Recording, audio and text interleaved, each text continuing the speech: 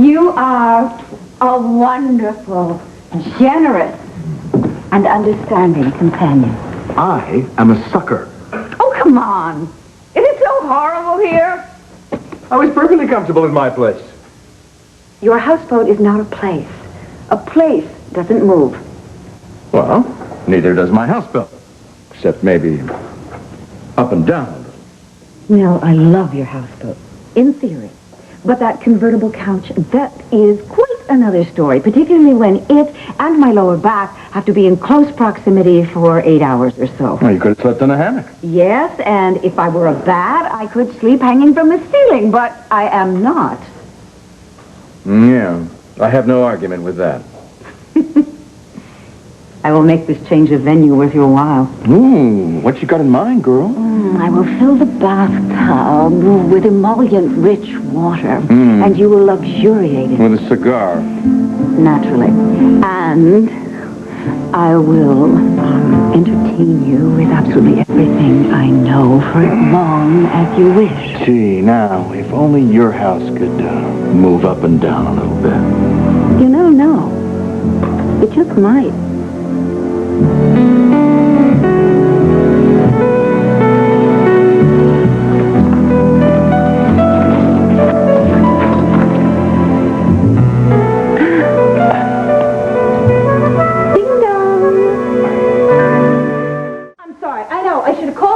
Before I came over, I promised I'll leave. I'll come back later. Wait. You're not interrupting anything that hasn't had the hold button pushed on it once already. Yes. Sweetheart, it's perfectly all right. Mel and I are getting to be masters at picking up where we left off. Really? Really. You sure? Positive. Because I'm really very excited. Great. Come on in. Tell us what happened. I just had a major breakthrough with Andrew. He has agreed to let River come spend the night with Kevin and me at the carriage house. Isn't that great? Yes. You can interrupt me anytime doing anything with news like that. Good for the Reverend. Well, you know how worried Mother's been about River and Star living with their fathers in the enemy camp, so to speak. Now, wait. I was never as worried about River. I mean, whatever my attitude is about Andrew, I have always known that River was safe with him. We know that Star is not safe with Todd, and that's why we all have to do absolutely everything we can to make sure that Blair gets Star back from that evil, psychopathic criminal. Mother, it's okay. It is not okay. Gosh, I'm really getting to loathe that word. It's not okay. It is never going to be okay until that innocent little child is taken away from that rapist, kidnapper, and murderer who biologically she has to call Daddy. So help me, God. If that man does anything to harm her, anything, I will personally cut his throat. Excuse me. Hello. Yes, I'm sorry, I've forgotten.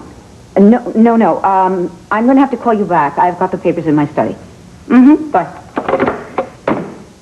Sorry, Melador business. I'll be right back. Every time Star's name is mentioned, it's like a switch goes off. She turns into a totally different person. I brought up Addie and the scissors. I was hoping you would. Oh, yeah, point blank. How'd she take it? She suggested that you didn't know what you were talking about. She changed the subject. And then, all of a sudden, we were light years away from her childhood, which made me even more convinced that there's something momentous that happened back then. I was really hoping you would get through to her. She hasn't opened up about this to anyone. I'm her own daughter. I know next to nothing about my own family. It's as if we don't have any history. Well, not acknowledged history, anyway. I've told you everything I know.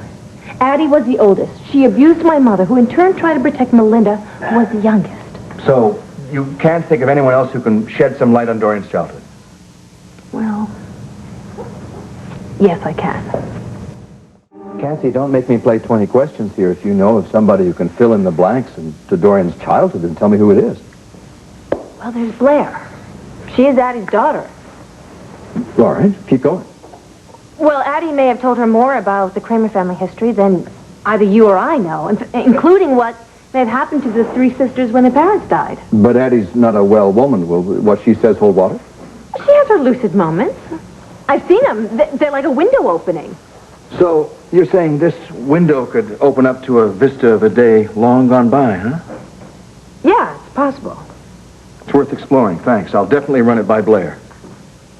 Run what by Blair? Whether Addie ever spoke of her childhood. And by association, yours. I am so pleased that I am grist for your mill. I think I better leave the room so you can grind me down some more.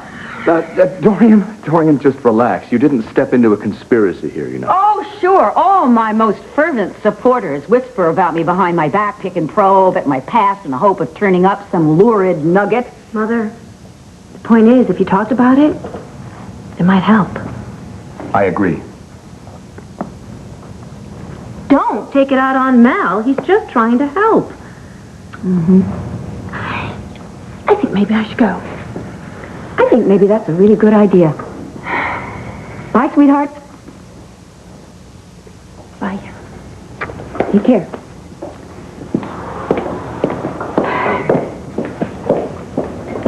I'm sorry, but I really do not recall asking for your help, especially when it comes to turning my childhood into your personal archaeological dig. In fact, I specifically recall telling you to back off. So why the hell haven't you? Why am I interested in your past?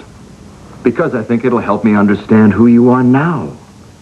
The manipulative, controlling shrew you seem to loathe? The woman I may very nearly adore. Don't try to flatter me. Why? Didn't it work? Not yet.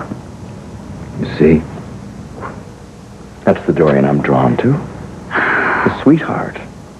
You have these moments when you're seized with a terrified fury or an enraged dread. I don't know which to call it. And it happens each time the subject is Star. I love her. As do we all. But only you are so rabidly sure, despite all the evidence to the contrary, that Star's in danger living with Todd. Mel, she is. Is she? Yes. Or is it something in your past that compels you to identify with Star? Please, we've been through this before. My parents died when I was a child. My two sisters ended up in mental institutions. If that isn't enough to sensitize me to the horrors a little girl can live through in this world, then I don't know what is. I think that could be enough, but quite frankly, I think there's more. Mel, drop it.